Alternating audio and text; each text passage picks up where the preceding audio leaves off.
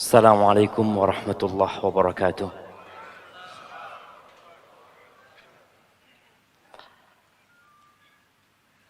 Alhamdulillah.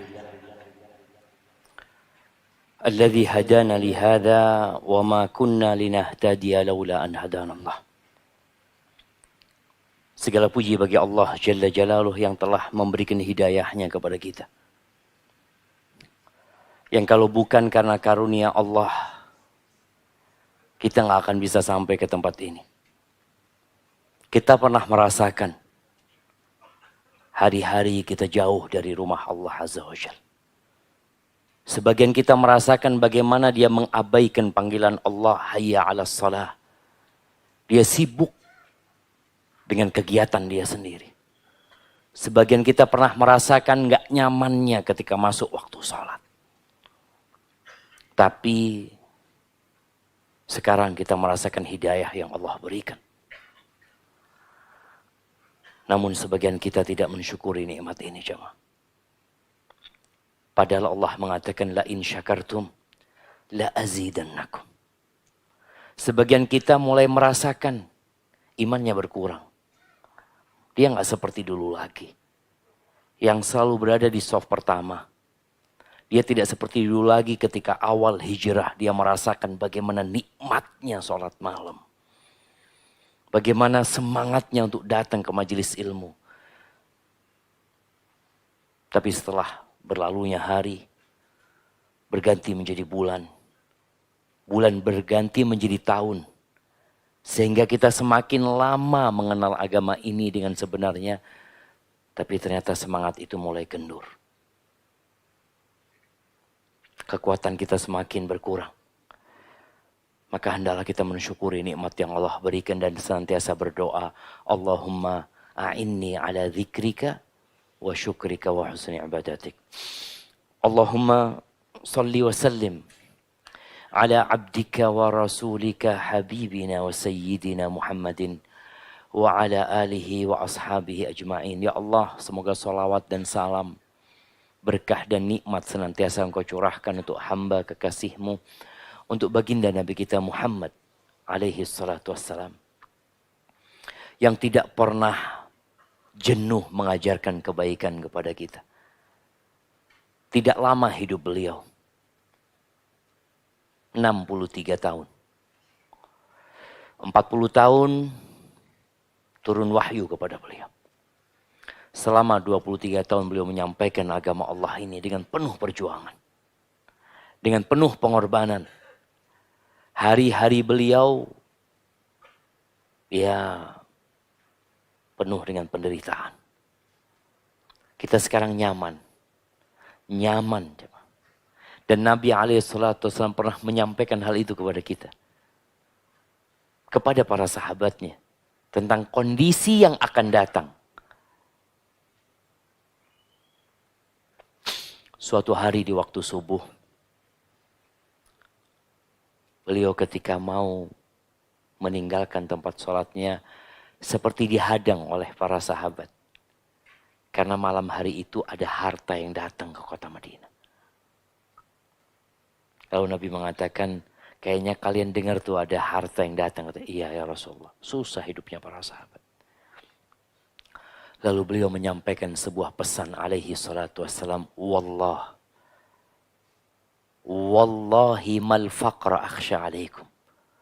Demi Allah aku tidak takut kalian ditimpa oleh kefakiran. Enggak. Wa innama akhsha an tubsata alaikumud dunya.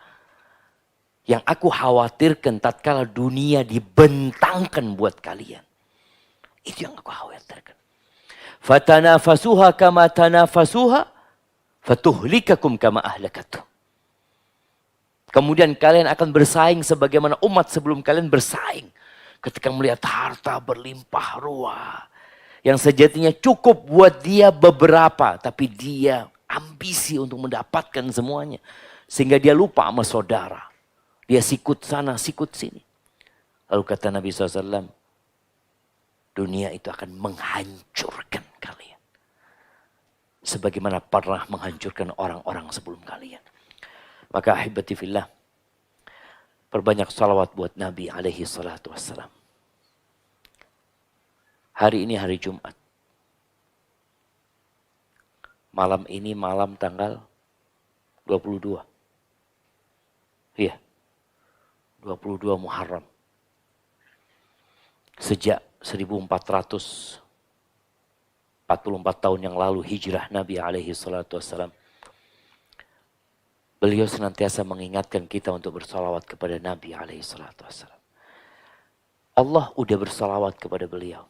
Malaikat-malaikat bersalawat kepada beliau. Lalu Allah mengatakan, ya ayyuhalladzina amanu. Wahai orang-orang yang beriman. Yang beriman dipanggil sama Allah. Disuruh apa sih sama Allah? Sallu alaihi wasallimu taslima. Kalian bersalawatlah dan bersalamlah buat Nabi SAW. Malam ini coba kita merenungkan. Tadi Jumat berapa kali kita salawat sama Nabi SAW ya? Engkau lihat. Hidup itu hanya bilangan waktu.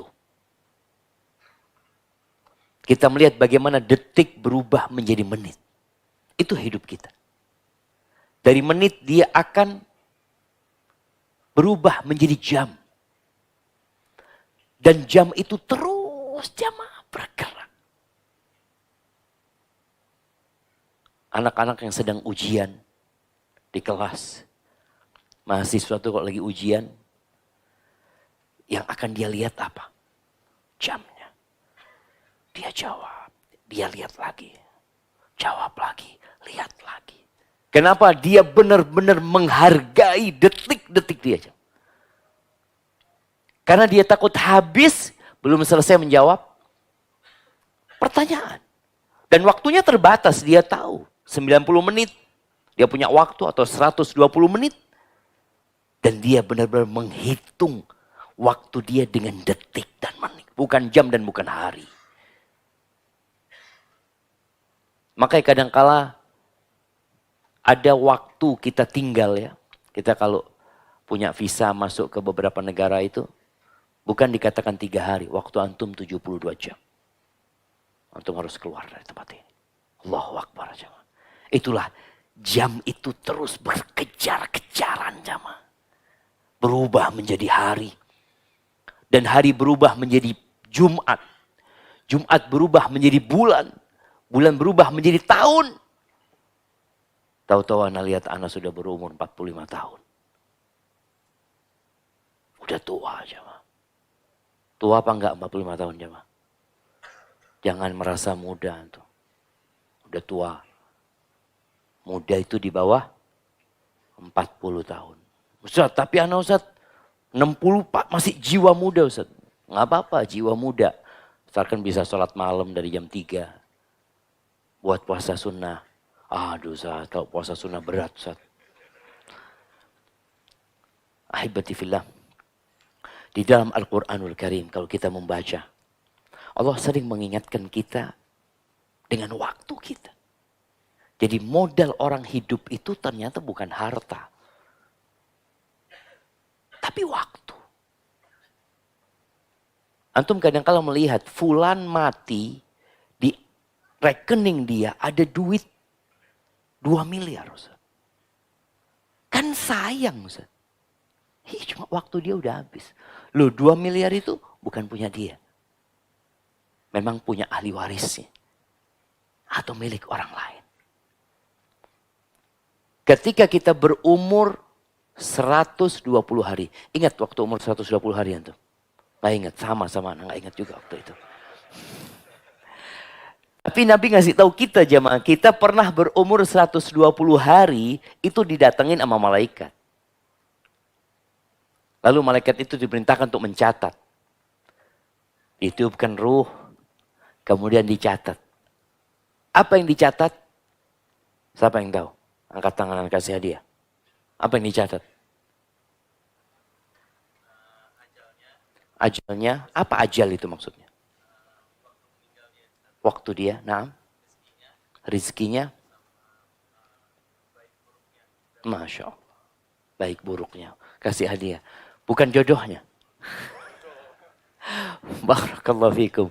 Naam, jodoh itu masuk dalam kategori rizki.